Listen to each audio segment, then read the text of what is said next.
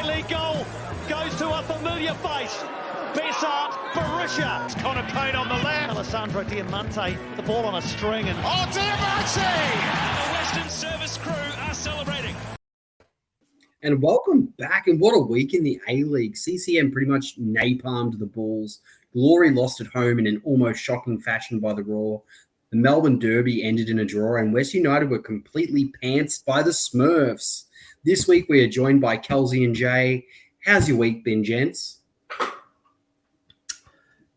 Not great on the sporting front, but the best part is there's always a new week to come. So, yeah, let's go for a W this week. Did you get tennis balls thrown at you in spite of an international friendly? No, I did see. Where was that? The tennis balls. I did see something. So no, it was the Rangers game against Dundee. It was to protest the game in Australia for the old firm. That's right. That's right. Why tennis balls? Because in tennis, love is nothing. Because that's what love means. It means zero. Oh yeah. That's so it's right. emphasised that love is nothing. Smart. Yeah. So that's a good one. They had a TIFO as well. A bit of fun. Good to see everyone's morally opposed to an angry, one of the oldest, most hate-filled derbies coming to Australia.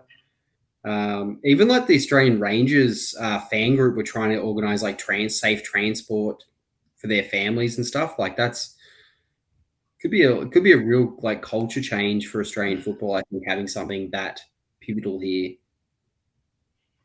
Yeah, they'll get to see real hatred. It's a pre-season game, so it's like there's no real. I mean, there's always bragging rights between Celtic and Rangers, but I don't think it does anything for anyone really. As much as I'd like to see it, I think it'd be cool to go to an old firm game, and in Sydney is easier than halfway around the world, but just go over there. You won't get the atmosphere, and that's what it's all about. Yeah, and the thing is, they do not play friendly games. It's for competition or it's nothing. Yeah. And it's just kind of seen as a bit of a like giving Ange a bit of a guard of honor home kind of deal, as opposed to any merit for Rangers, which makes sense. Like they're your enemy. It's a real conflicting moment, like isn't it? Well, Kelsey, loving Ange. It's also well, the thing is, right, with Septic, they like to say that Rangers is dead. They've only been around for 10 years, but all of a sudden it's now an old firm because, they can go internationally and make some money off it. Well, the Rangers resurgence under Gerrard is, the old firm games. Well, they've always been great because Rangers have still been able to get up over them even when they were shit. But now it's like it's not just for bragging rights. It could be for league titles. Every game you play and every game Celtic play Rangers. So I think I've got no problem with Celtic coming over here. It's Ange's team. I think you get a big support behind him. Celtic obviously are massive in this country, unlike West Ham. So I think it's good to see one or the other team come over here. Hell, you could have both teams come over here, but don't have them play each other. Yeah. It doesn't make sense. Yeah, both teams have a decent following here, but don't have them play one another. I'd like to see a team like I know Barcelona's coming over. That's great. Maybe bring a German team over. Someone like a Dortmund or something. It's Ajax is a good shout as well. Yeah, that'd be great. Guys, do you want to move on to the club update? Sounds good. Yeah. But yeah, love the ideas. Sorry, I accidentally pressed that button quickly. So the round one of the NPL 3 season started this weekend with both sides taking on Nunawading FC at City Vista, and both pretty comfortably smashed in competition. We might need these people this week kind of thing. Now, the NPL 3 under-21s won 2-0. Do not know the goal scorers. The Woo FC Academy page did not list that. Guys, come on, help us out. So I almost had to watch the Kangaroos game in sadness. NPL 3 seniors, 3-0 with goals from Christian Theo Harris, who we could have freaking used on the weekend.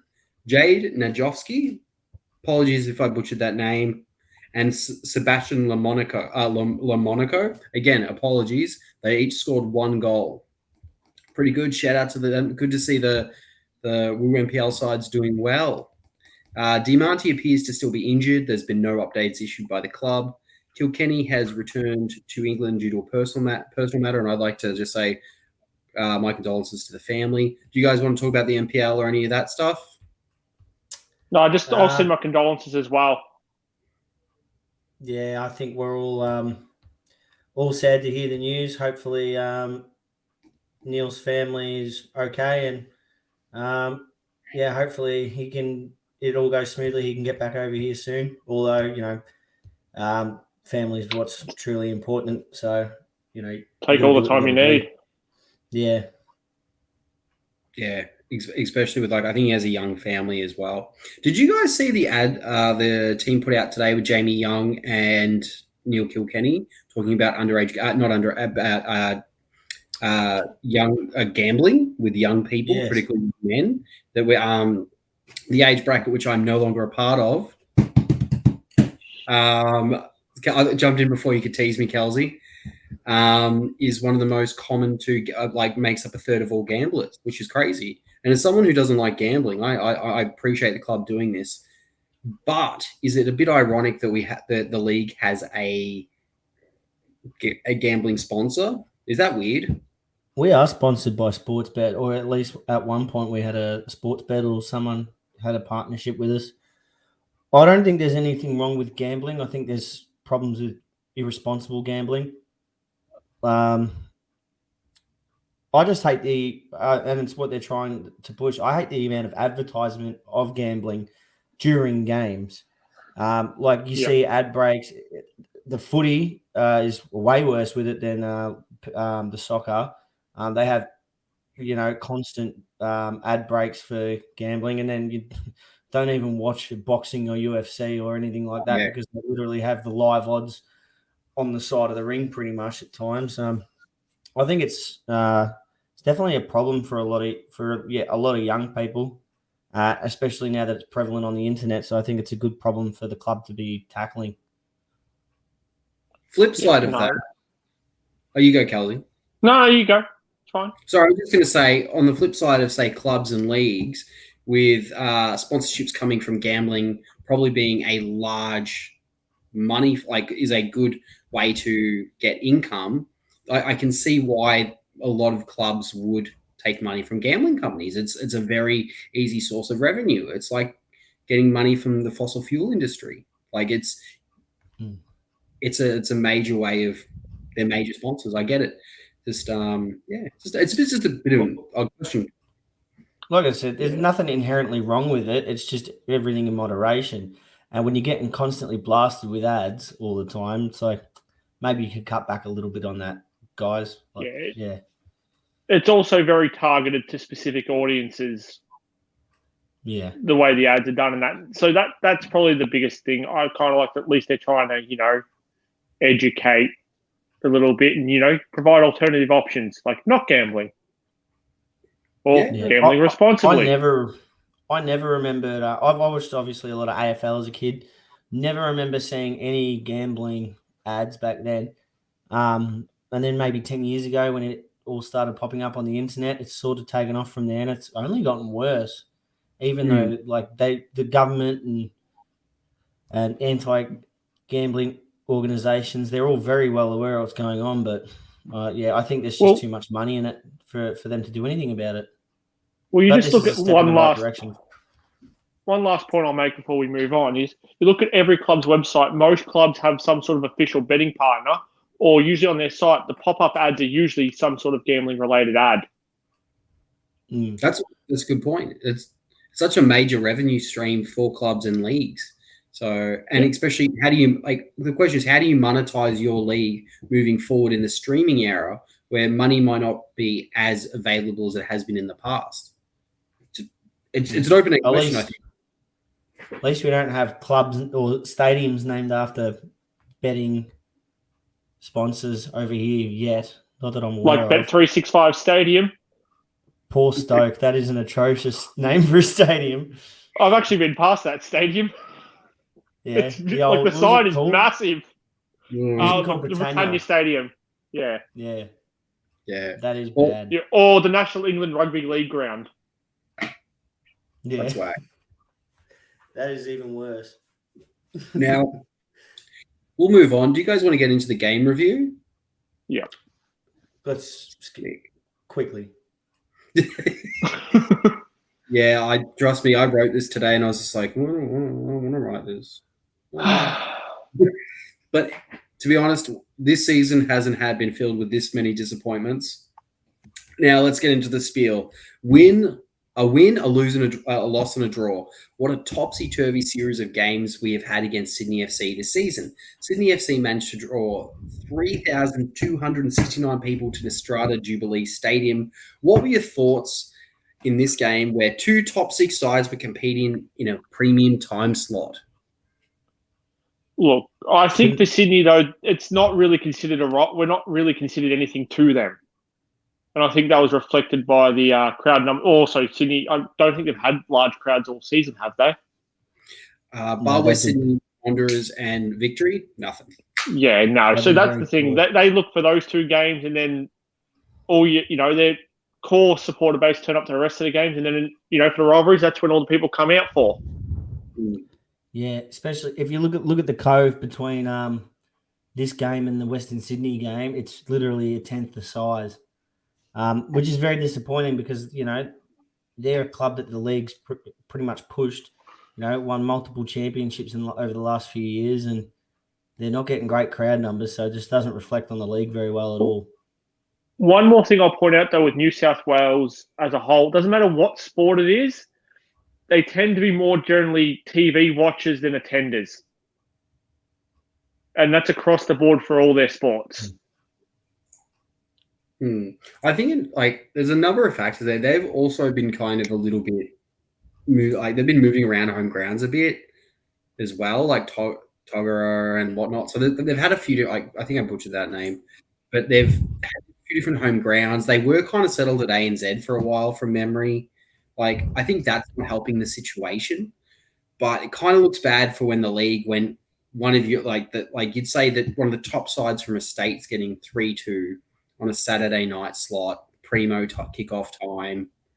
The weather was fine. Yes, there's been a lot of issues in New South Wales and Australia lately. It just didn't seem great. And the attention to detail we get on some of our games, and you're like, but not having to go at anyone is just an interesting thing to talk about. And we don't have many interesting, fun things to talk about on this one.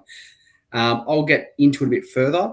The game started with what would have been Western United's best runs for the game, with Mitrovic ruled offside after a potential early goal. Do you think he should have been called offside? Yeah, he was off. Yeah. He was off. Had the Sydney player touched it, he could have put him back on, but he was off. Yeah. He was off. Had they called it a goal, I think it goes to VAR. I think it's given offside. Linesman just got good eyes to spot that one, but ultimately correct call. Well finished from Mitrovic. Unfortunately, we didn't get another chance like that. What was that in the opening 2 minutes? Yeah, it was very good. 3 minutes. Yeah, and that was just pretty much it. Yeah, I got my hopes up thinking, this could be good here, and they were quickly dashed. Yeah, but. Well, we'll get into it, but I think if that's a goal, then it completely changes how the game plays out as well. Yeah, I think we between that and what happens next really affected our morale on the day. And let me get into it. Sydney opened and closed scoring with a beautiful goal by Milo Ninkovic, in which in his first game since returning due to injury, this felt like a defensive blindside coming from a set piece. Are the team regressing on set piece defense? Kelsey. Was it a set piece? Yeah. I thought he ran down the wing and crossed it back to him. I can check my phone. I'm pretty sure it was set piece. Footage? No. Sorry, my computer died today. I didn't have. Yeah, of course. Sorry. Either way, look, it was a beautiful volley hit on the thing. I think he just picked him out in the right. It was a beautiful cross to a good spot, and he was there to put his foot on it. Yeah, it's about time one of those went in. against us because we got pretty lucky in their defending. Set piece. Take it back. My apologies. Thank you for cool. No, correcting me. I just remember running down the wing. That was all. No, you're complete. Yeah. Ryan Grandis is too. Yeah, where did I get him up with that? It's been a rough day. But yeah, that was. I feel like we're ball watching. In this goals instance, I don't think it was a Jamie Young error, but I don't. No, not at all. I don't think we had a good day. Nah, no one saves that. I don't think. Yeah, I just think it was a little bit of like you said, a bit of ball watching, and he just wasn't marked properly. He was able to drift back into the space and put his foot through it, and it hit the post and was the right side to go in. It was a good finish. There's nothing I can criticize on it. It was just a good goal. Ninkovic. I don't care who you are. You're not stopping it no matter which keeper you are. No. Unless you saw it early, you weren't stopping it. Yeah. Any other comments on that, Jay? No. Cool. No. We all want to get away from this game quick, I can tell. It's going to be a short podcast. West United came back from halftime with some grit, but the end was nigh with Sydney outclassing the rather flat Western United. In another milestone for the club, Luciano Narsing scored his first goal for the club with a Schmick right foot. Ninkovic got the assist with this one. Thoughts? Another great finish. Class player as well, Narsing. We haven't really seen him. Was this his first game? First or second? Yeah. I'm not. I remember him signing for the club a little bit. No, it wasn't his first game, but it was his first goal for the club because they kept harping on about how it was his first goal, but not because otherwise I would have said his first game and his first goal, his first game. Third game. I actually remember. I think Narsing was former Ajax player. Played alongside the likes of players like Memphis Depay and all that. Class act, a great addition to their squad, and he put us to the sword this whole game. Capped off by that goal. Really won the watch for not just Western but the whole league. You got to keep an eye on him because he's got the potential to change games. And these are the sorts of things that worry me in when we make the finals, because we could hit a great run, win 6 in a row, get to a semi and get battered 3-0. So I think it was a drop in attention span that day, for that game. It's just something we need to keep up because we concede first, we lose, we score first, we win. It's literally how it's going this season. But I will say one thing for Narsing, it's players like that we need to help. Like recruiting players like that helps elevate the level of the league and the quality across the league. Yeah, 100% agree. It's good for everybody having better players here. 100% agree. Not mad at the situation. I would have liked to win or at least a decent performance, but it is what it is. And in even more tragic news, even Mustafa Amini got in the action for the third and final goal. Like, man, what the hell? I wasn't expecting this today, and I'd say this was our worst performance for the season so far. Because we got battered in the victory game, but we had so many outs due to COVID. The squad was sort of thrown together. The Wellington game, we hadn't played for a month, had no real continuity. The first victory game was a random set piece that did us in. This was literally our worst game for the year. Yeah, we got battered. Yeah. Jamie Young making a mistake leading to that goal, his biggest mistake of the year. Scotty would have loved to be on this part of the podcast, but as you know, who came on? Sorry, Skatatas comes on. First ball he gets is a fucking, like a what they call a hospital pass in the NFL, a pokey pass. Yeah, straight to him on the outside of the box, and it's a hard hit ball. He struggles to control it, which is should be doing better. I'm not going to lie, but you're just on the pitch. You're probably not expecting that from your goalie.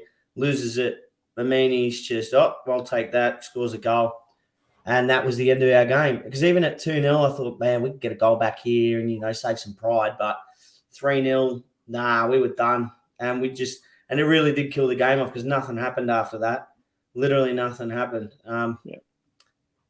They put the queue in the rack and we had good players, or our team that could definitely get the 3 points, but we were missing, I think, leadership on the day, and I think we were really, really missing Neil Kilkenny. I think what I want to get. If I could bring up 1 point from this game, it's Neil. Yeah, I was just about, that was in my kind of notes for the next thing. It's like, what do you think led to this pantsing? Like, here's a couple of things I come up with. It's too short, and I want, again, do you think Payne was underdone? Like, I don't think he's ready to be back yet. I saw fatigue. I think he needs a bit more rest. I would have preferred kind of a Theo Harris in there if we are going to keep pushing Wales in a midfield kind of forward role, which I think he's doing decent at, but at this level, we need someone tighter. I'm not sure about you guys on that. And as you said, I think Kilkenny has been so crucial to our good performances this season. And my last one is Crin ready for where we need him to be? I think, we'll go from Connor Payne first. I reckon put him back in the oven. He's not done yet. He was great until he got injured. And then this is easily the worst game he's played all year. Didn't really do anything wrong, but didn't do anything right either. Gave us nothing going forward. So maybe give him another week or see how he goes this week and, hit the reset button, try again. I'm not saying to drop him, but, reassess the situation for sure. What was the second question? Was it Rene Crin? Kilkenny. We already talked about Kilkenny. I dare say we're all on the same page. The one thing I think we're missing, other than his obvious playing ability, but when we have players that screw up, he's getting into them. He's yelling, he's screaming, he's telling them off. And usually that's why he's not got along with a lot of people at other clubs.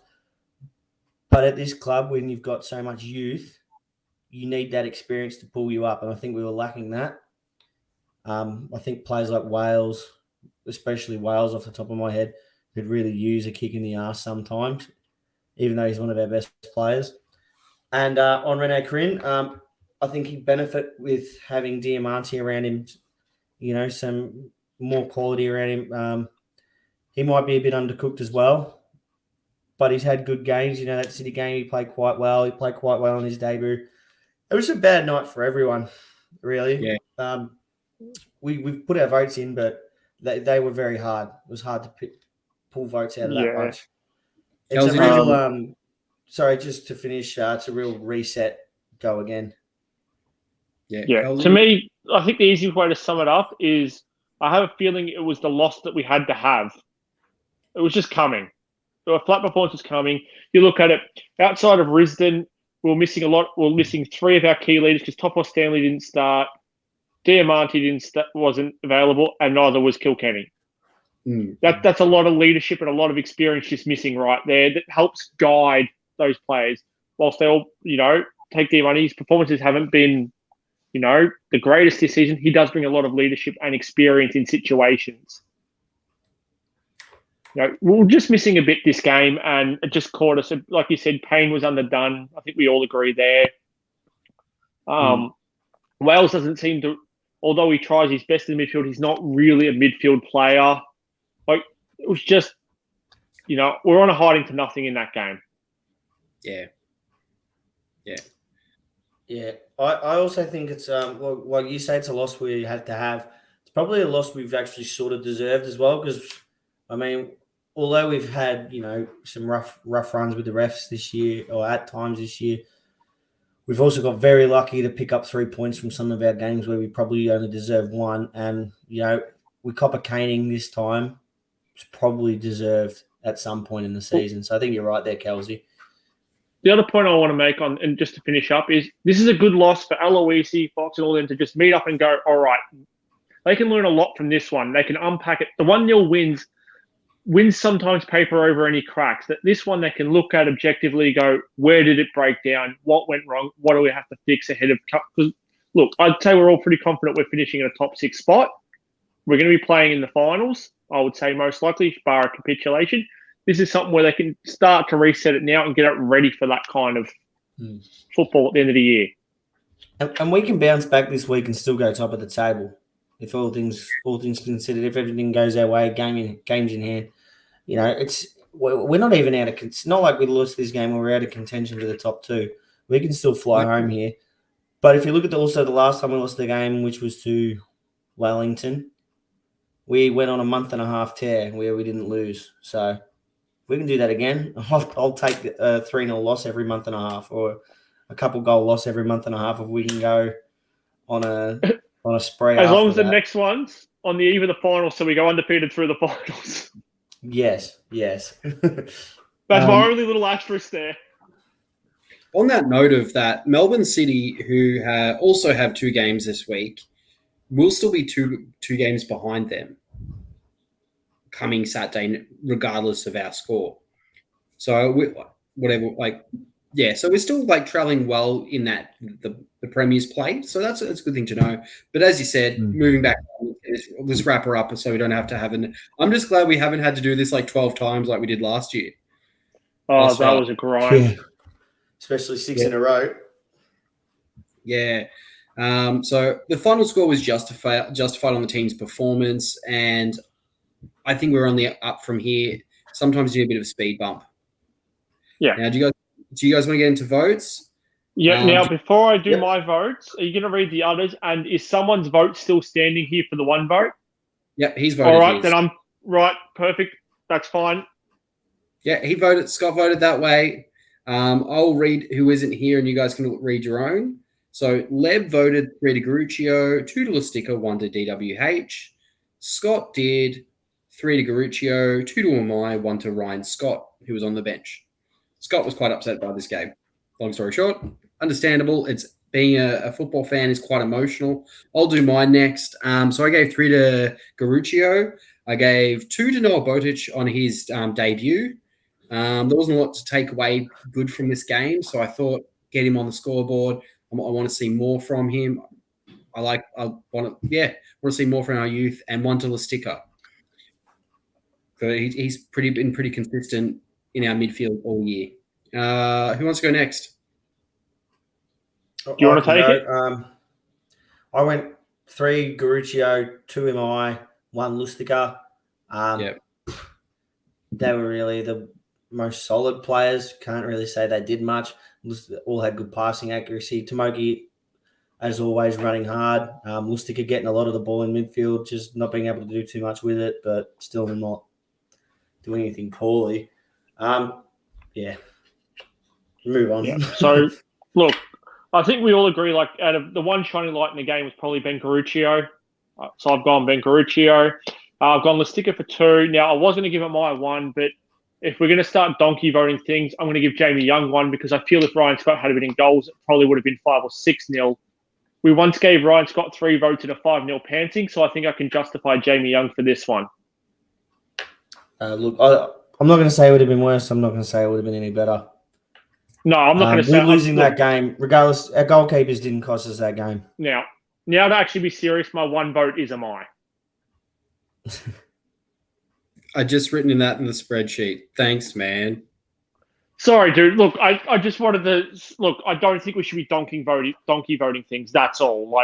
Stick to players that are on the pitch. He was on the pitch.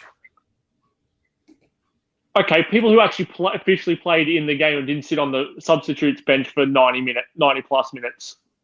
No, all good. I'm just shit story. Do you guys want to know who's currently winning the tally? Yes. So coming first is Leo Lacroix on 72 points. Second is Steve Lustica, 64 points. Coming third is Josh Risdon on 57. On 49, we have Jamie Young. On 45, we have Alexander Prijovic.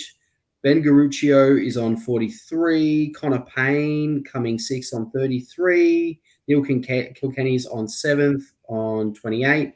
So pretty stacked little roster there. 2 games going.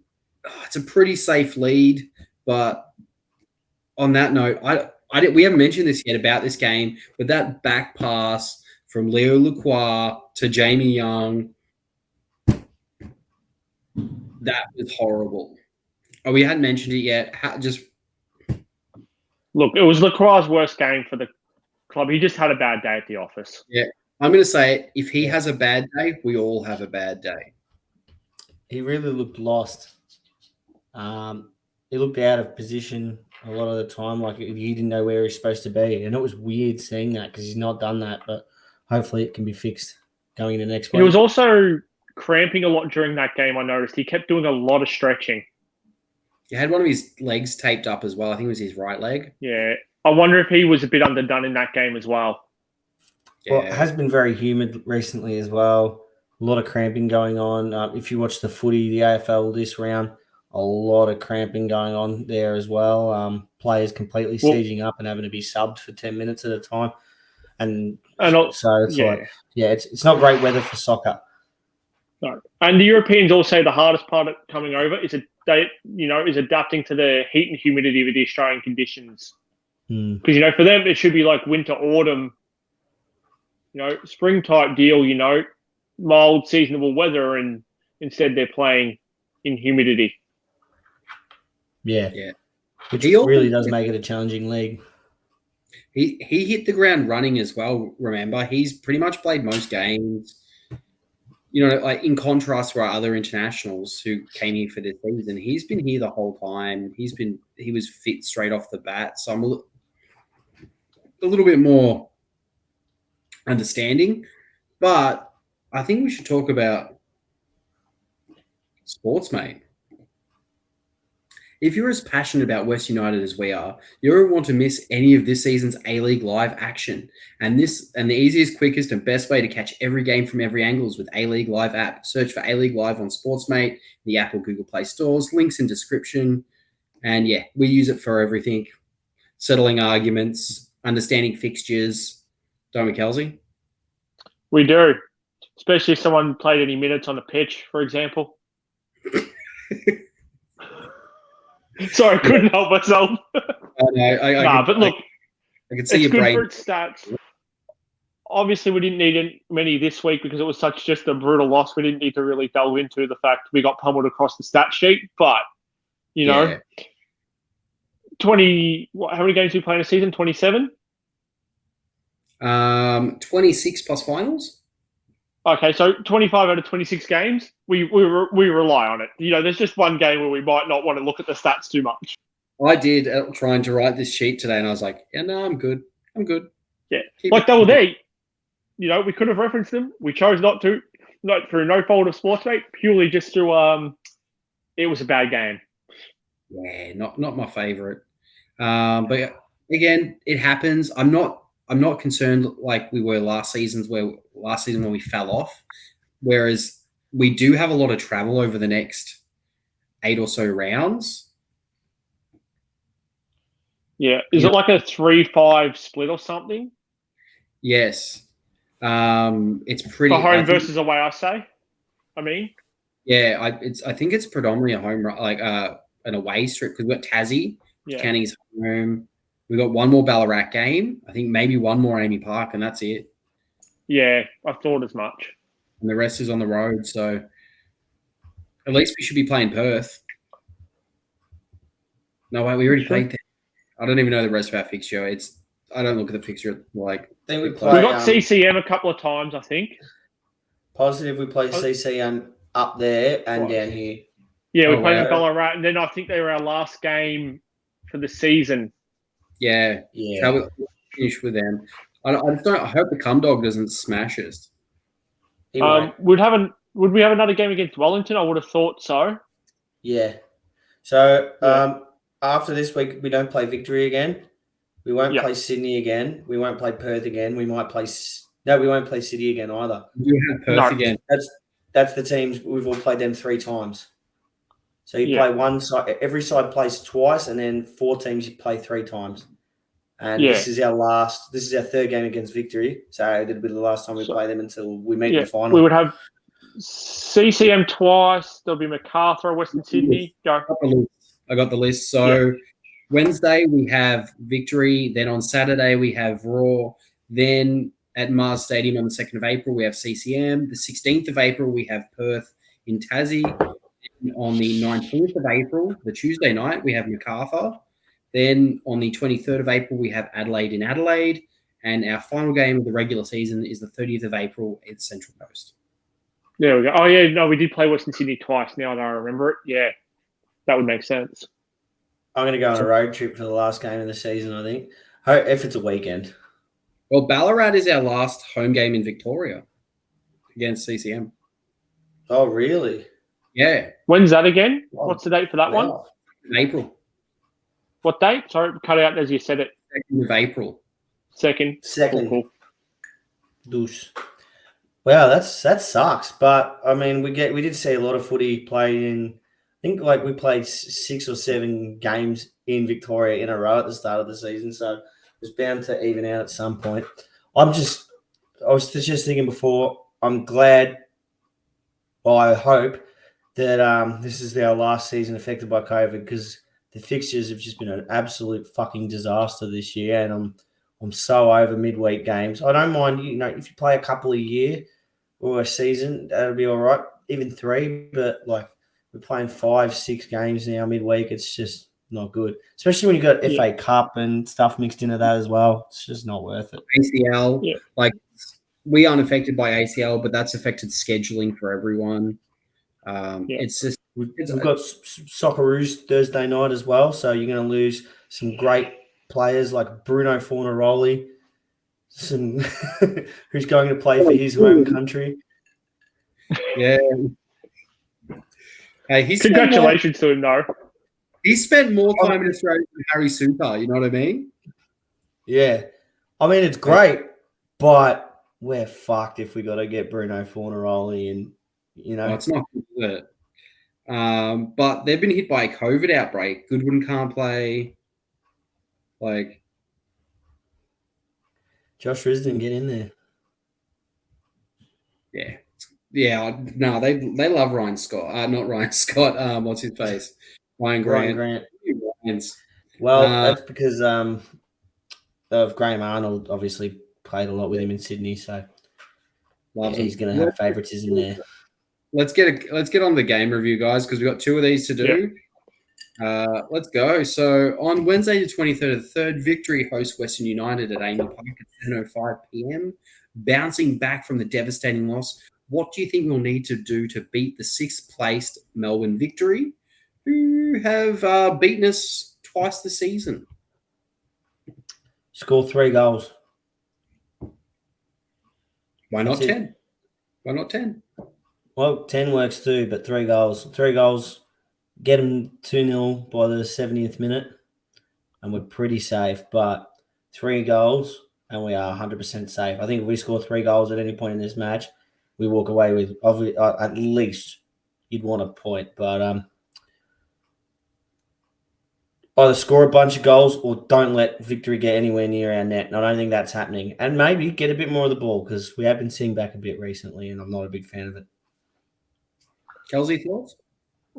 Yeah, look, we've got to take the game to them a little bit. If we just sit back and invite the pressure, other teams we can weather the storm. I'm not so sure. I think we've proven with Victory we struggle with weathering their storm. But then again, it's hard to talk. You look at game 1, like the first game, we actually, outside of one switch off at a set piece, we actually held them pretty well.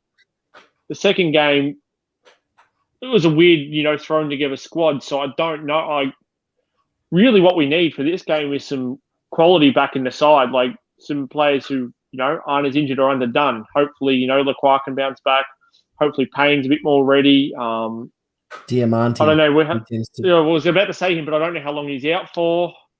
Yeah. Obviously. Sorry to cut you off there, Kelsey. How many yellow cards is it before you miss a game? Is it 5? It's 5 within a certain amount of time, then it resets. Okay. So I think Jan 31 was the cutoff because Lacroix was at 5, yeah? Yeah, no, he's still fine, I think, the player. That's good because we need him this week. We need him every week, but... Yeah. I think we need to start Prijovic as well. He was a problem when he came on against and got our only goal in that drubbing we copped in our last game, in the Boxing Day game. But Prijovic, I think, is a real problem for their defenders. Yeah. I agree. You go, sorry. No. Sorry, I think my internet's been playing up. That's okay. I think Prijovic has to start. Agree. He's big, as you say. He can be more physical with their defenders. I think they don't do so well with the physical strikers. And then, if you want to sub him off late in the game, like around the 80th minute, put on some speed, by all means, go for it. But I think Prijovic has to be a certain starter. I think Prijovic and Dylan Winslehall's both play together at some point during this game as well, especially if we're in need of a goal, because I think it's the sort of it's the sort of combination that won't work against a lot of teams, having the big guy and the little fella up front.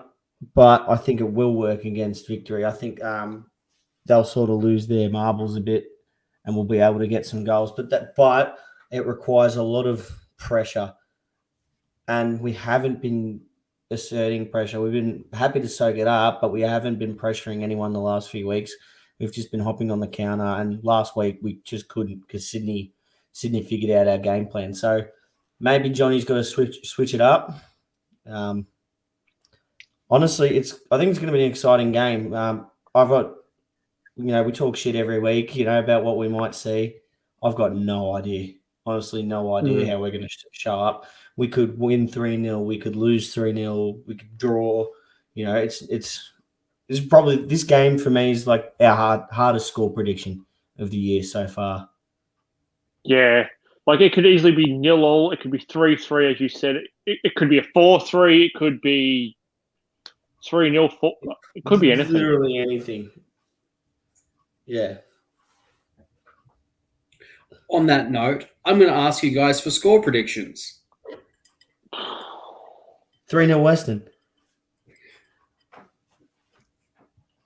I'm going to say 2-1 Western. I think we bounce back. I'm going to say it's going to be a goal-a-palooza 3-3. Yeah. Nah, go 4-3 at the very least. To victory.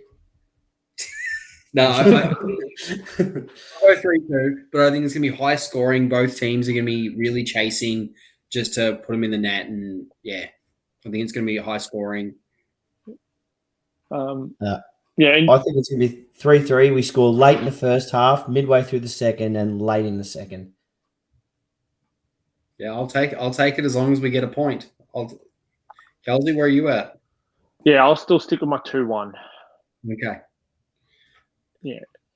Any final comments on this game?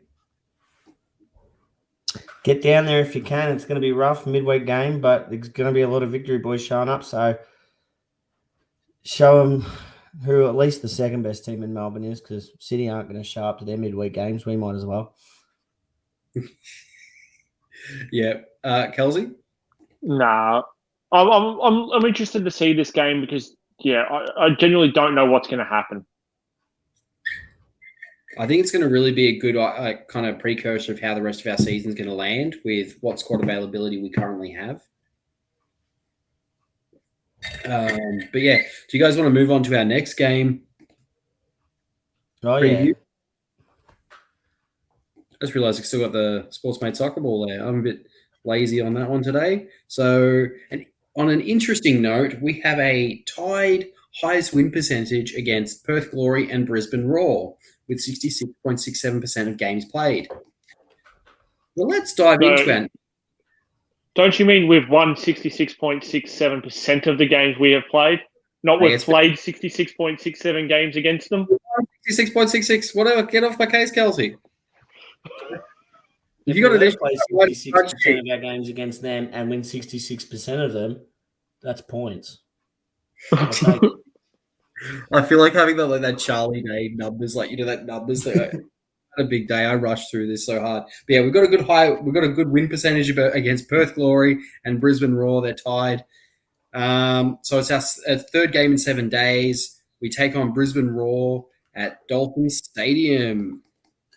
Now, obviously, we can't speculate that much on what's going to happen because obviously we've got a game on Wednesday prior. But what would you like to see from the lineup, considering we had a midweek game? Look, the only thing I wouldn't mind seeing is I'm still surprised against Sydney. Theo Harris was completely dropped from the squad. So I wouldn't mind him coming back in, whether it be on the bench, just on the bench, even as an option. I'm still surprised by that. But I don't think the lineup will change too much. Alois has clearly shown that he goes a certain way. If they're speedier strikers, Amai's going to be the starting centre back with Lacroix. If it's more of a physical one, it's going to be Topper Stanley. At the back, it's going to be Risdon. It's going to be Garuccio. I'll dare say Kilkenny won't be back by then. No. So then it just comes down to the rest of. You wouldn't think Payne's going to play all 3 games, given he still looks underdone. So yeah, I guess it'll just come down to able bodies. I reckon Bayu might get a start this game. One of the two, I think. Yeah, maybe not the victory game. I think the victory games we need to worry about. Although Brisbane put Perth to the sword this weekend, they look very, very good. So even though they're bottom of the ladder, I don't think they're dead bottom anymore, but close to the bottom of the ladder at the very least. They're still a team we've got to look out for and not underestimate, or they could beat us and beat us handedly. We haven't scored 4 goals all season, so there you go. I think 4 points from these next 2 games are bare minimum. Agree. I think everyone would agree. Yeah, bare minimum. You got to keep that pressure on City, especially with they're going to have a much busier schedule than us. So got to keep that pressure on them because they will slip. If we can keep the pressure up, they'll slip before we will. Yeah, no. If we want top 2, 4 points is required. Is the bare minimum pass mark. Obviously, what we really ideally want is the 6 points, but 4 is the minimum we can allow if we want that top 2. Yeah. Score predictions? 2-1 Western United. I'll say the 1-0 Western United. I'm in the 2-1 camp. 2-1 or 3-1, but I'm going to go 2-1 because I think Brisbane are going to play well. Yeah, I don't think they're bad, and we could be in a bit of a low performing patch. But yeah, not a bad thing. We'll see how it goes. The season isn't lost. We could still make finals. Worst case, we don't win these next 2 games. It's not the end of the world. It's not like season 2. You support your team. What? Look, do you guys? We need a lot to go wrong to not play finals this year. A lot to go wrong. Yeah. I think top 4 is the bare minimum for us this season. So that way we at least get 1 home final. Yeah. It's just the way it's got to be done. So push for that, I reckon. 100%. Do you guys want to get into the tipping comp? Sure. Sweet. Now, because my computer died today, I'll be reading it off my phone. Apologies to anyone who can't see it. I just want to point out that this whole season I've not gotten a single tip wrong in the tipping comp. Sure, I never entered it, but I've never gotten one wrong. It's because you couldn't remember your password. Tells me. I know my password. I couldn't be bothered signing in. Thanks for putting like your housemates might win this. The unofficial 6th member of the pod. So coming first is Methodical Flamethrower on 47 points. Coming second, who's had a bit of a resurgence, is Andrew Tran. We do not want him touching another trophy. No. Or anyone else. Yeah. Third is Woodster 99, who just dropped to third place from second, who's been pretty consistent. Sherlock Machine, a.k.a. Nick, coming fourth on 44. I'm coming 6th. Now, Levy T's coming 7th on 38. Harris Mania comeback, your mate, Jay, and all of ours really is. Coming 8th on 36. Who else is there? Joker Baby coming 14th. Fall from grace, just like the real Joker Baby. Look at Scott coming equal 21st. And shout out Gerald Lynch coming equal 24th. I'm sure I love that. He's coming last. just to pay respects to his beautiful team, St Kilda, because they're going to definitely finish bottom this year. Again? No, they're not. But I like saying that. I hate St Kilda. So do I. Shout out Peak A-League podcast, one of the best ones out there and probably the most friendly to Western United. Do you guys have anything from around the grounds? Or carded? Oh, I did. Oh, it's too depressing. I can't say. It's football related, but it's too depressing. Put it this way. I saw some footage last weekend that made me think I'm going to give the World Cup in Mexico a skip. Oh, yeah. Disgraceful stuff. I might have brought it up last time, but yeah, it's not getting any better over there. That's my red card probably for the week. And I don't know. Also, we did something this morning that Arsenal couldn't do. Liverpool beat Nottingham Forest. And sorry, I thought you had a point there. It's just I love being in cups, winning them. It's fun. It really is. Yeah, I would know being 14-time FA Cup champions, the only team on 14. The only team on 14. Hey, how many FA Cups have we won? Because I can tell you, 8. it's not zero. It's not zero like your Champions Leagues, bro. That's okay. We've all seen that dodgy refereeing in 2006 Paris. Bro, dodgy referee or not, you're never winning 6. You're never winning 6, bro. Well, you can't win 6 in one season. That's a statistical impossibility. No, you're just not winning 6, period. If you could do it but in one you just season, said 6. You didn't caveat it. You just left that wide open to interpretation. No team can win 6 in one season. It's impossible. Just let's drop the argument, guys. I'm too old for this. Yeah. There's one thing I would like to give a shout out to this week in Carded. It's a bit of an RIP. Wait. Oh, yes. Shout out. You don't talk about it.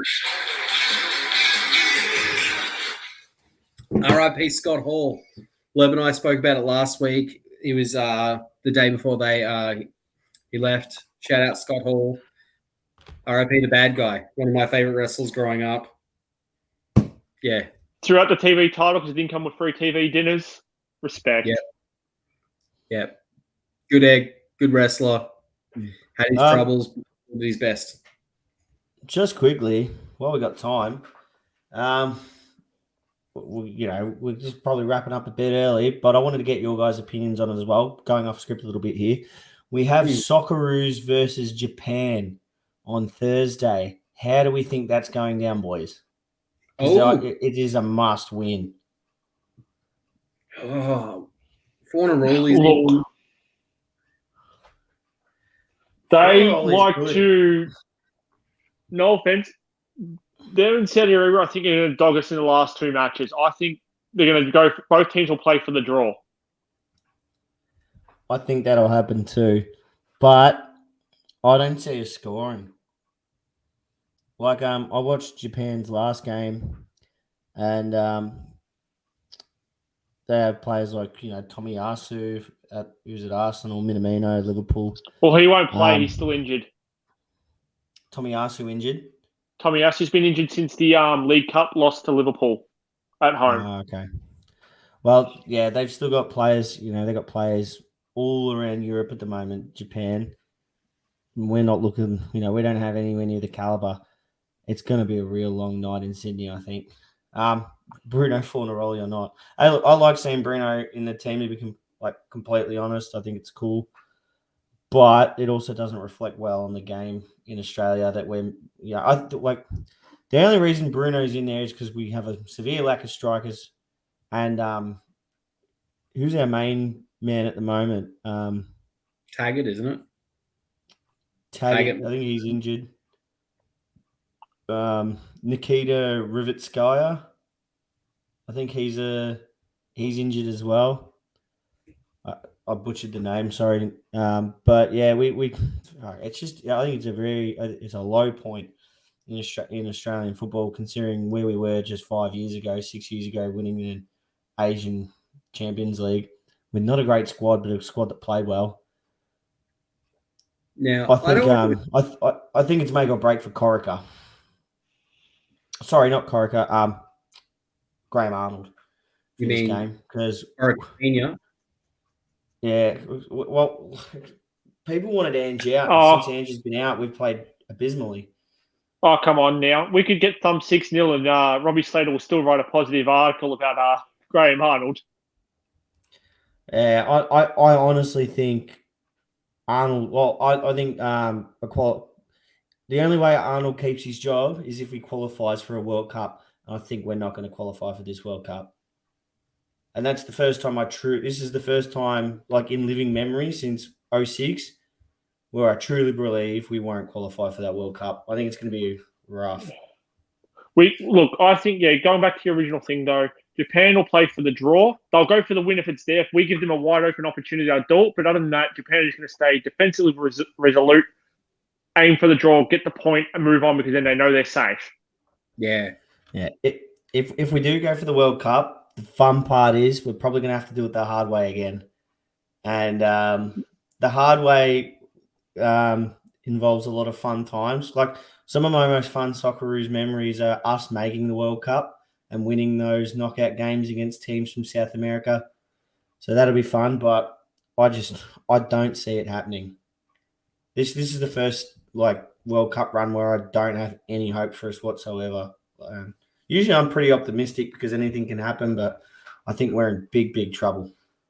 Can I put a little bit of gambling knowledge in here? So I've just looked it up, the odds. You know I love my gambling earlier in this episode. And Kelly, who know me for 14 years, knows I don't gamble. You don't love your gambling. You love your statistics. He once put $1 in a poker machine, won $2, cashed and went, I'm now up. I'm never gambling again. That's not even a joke. That's how you do it. Yeah, I never really gamble. I'm happy with my money. On that note, Australia versus Japan. Australia is paying $2.80 and Japan's paying $2.50. So the odds pretty close. And draws $3.20 on tab.com.au.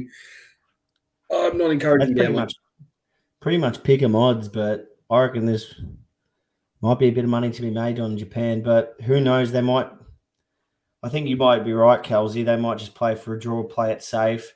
But if they score an early goal, they could absolutely cane us. So it's one of those wait-and-see games. Here's the thing for Japan. They know we have to attack them because the only way we can qualify is by winning. So we have to be open. We have to be aggressive. They can sit back. Like I said, if they can see a clear opportunity to pick us off, they'll go for it and go for the win. But they won't do it at the cost of the defensive structure. They will stay disciplined the entire 90, I reckon. Yeah. Look, I do hope we win on Thursday, but I just don't see where it's coming from. We're going to have to try something else because I honestly, sure, we smacked Vietnam, but yeah, no problem. Honestly, Japan, South Korea, even, was it Saudi Arabia? Saudi Arabia's in our group, yeah. They gave us real problems as well. Even China, we dropped points against China. You can't be dropping points against China. And our last game's away in Saudi Arabia too, and we already drew with them in the home leg. So, it'll leave it with all to do in that leg, and even if we lose to Japan, that could even still be over regardless. Yeah, we win. Well, but both games are must win, and I think we need to at least win one of the games to make the knockout spot. So it's going to be rough, but let's hope we can do it for a fourth World Cup in a row. Yeah, well, Japan are on a 5-game win streak. No, it'll be the fifth one in a row. They've got 6, 10, 14, 18. Sorry, no. Fifth one in a row. You're right. Fifth one. Yeah. And nothing will ever beat. Nothing will ever beat the our boy Johnny Aloisi scoring the penalty, but I wouldn't mind some scenes like that in a World Cup. Not to get to one. We're short for strikers. Why don't we just give John Aloisi the call up? What's he doing lately that he's that busy with? I don't know. I'm thinking maybe we should go find just a bunch of like championship level players, give them some call, say, pretend they've been living in Australia for 5 years, fudge the citizenship test. All of a sudden, we've pretty much got Fulham playing for us. I think we're more of a chance there. So, a new Australian immigrant, Alexander Mitrovic. Yeah. Well, he's actually going to get a call up to his, actual place. I know. Because he's so good. He's an absolute machine. Like, while we're on football, Mitrovic already broken the all-time championship goal-scoring record with 12 games to go. That is unreal. Get him over to Western United, I reckon. Yeah, because we've got the funds for that. That'd be pricey. But yeah. We can pay him in souvlakis. Yeah. Pay me in souvlaki. Mitrovic, Previc, we'll just put together a team of Viches. But yeah. That's about it from me from the World Football Corner. Kelsey, anything you want to talk about? No, I'm good. I held it down for Arsenal last week, just so you know. Look, it was a terrible sporting week, so I know Jay Stark was... Look, it was a terrible sporting week until finally, at least we beat Aston Villa. I'll take that good away win. That was probably the highlight of my week. Started off good with Toronto beating Dallas. The rest of my teams just went horrible from there, and then it picked up again with Arsenal winning. That was a rough game as well. Arsenal did well to get 3 points from that because Villa were coming towards the end of that game. They were really giving it a crack. So I'll take that. I don't want to talk about AFL. Yeah, I did a That's really my week started off with Richmond losing, and it didn't get any better. Yeah, the Flag Dons did real well too, didn't they? Yeah, but I only flex that shit to annoy you guys. I literally have no interest in AFL but spiting you guys and inciting you guys. I will say my record of the week recommendation is Drop Dead's 2020 album, Drop Dead 2020. Freaking sick hardcore from the greats of hardcore. Amazing. I'm gonna say that's what I've been listening to this week. Yeah, I think that's us, guys. I think this wraps us up. Yeah. Yeah, I'm good. Honestly, it was a hard podcast to do this week because we really wanted to skip through that that Sydney game, and so we had to fill about 8 minutes worth of time. But yeah, I was just seeing if there's any other hardcore on my recent playlist that was really sick. New Blood Incantation, pretty solid. Also digging that Wallhausen name as a shout out to what I'm assuming is Danhausen. Hell yeah, AEW. Yeah, that wraps us up for the week. Don't forget to check us out on social media for up-to-date West United content. Share, like, subscribe, review. All West, aren't we? All West, aren't we? Gang, all West, aren't we?